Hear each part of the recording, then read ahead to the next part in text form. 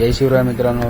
तर आज सकाळी 5 वाजता मी स्कूटी घेऊन चाललोय मुरबाडच्या पुढे टोकवडेच्या इथं, जिथं मूळ व्याधाचा आणि सांधेदुखीचं वगैरे औषधं भेटतात, आयुर्वेदिक औषधं।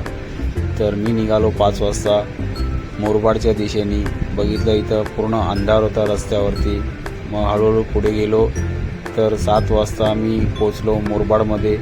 मुरबाडच्या इथं पुढे गेलो, टोकवडे लागला। टोकवडेच्या इथून 13 किलोमीटरला एक टन आहे, जे त्यांचं घरी चाललेला हा टन। तो टन मारला मी आणि पुढे 4 किलोमीटर मी सरळ आलो।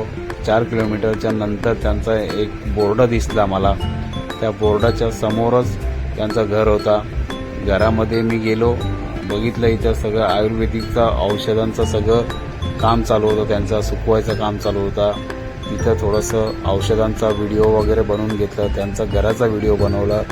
मग मी औषध घेऊन निघालो परतीच्या प्रवासाला।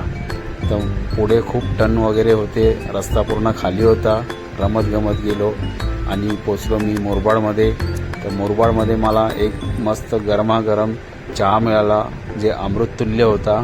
तर चहा पिऊन मी निघालो परत बारवी डॅमच्या दिशेने। इथं बघितलं दोन्ही साईडला पूर्ण झाडं वगैरे होते। तर मी स्कूटीवरच येता येता व्हिडिओ बनवून घेतला।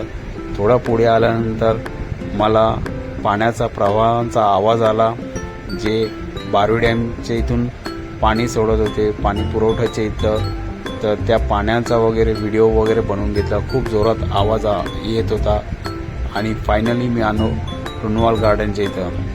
तर इथं आल्यानंतर माझी रिक्षा मी लावली। बघितलं 4 गाड्या होते, तर मी इथं रिक्षा लावली आणि इथून माझी शेअरिंगची ड्युटी चालू झाली। रात्री 10 वाजता मी आलो माझ्या घरी, गाडी लावली। आणि व्हिडिओ आवडल्याचं मित्रांनो चॅनलला लाईक, सबस्क्राईब आणि फॉलो करायला विसरू नका। जय हिंद, जय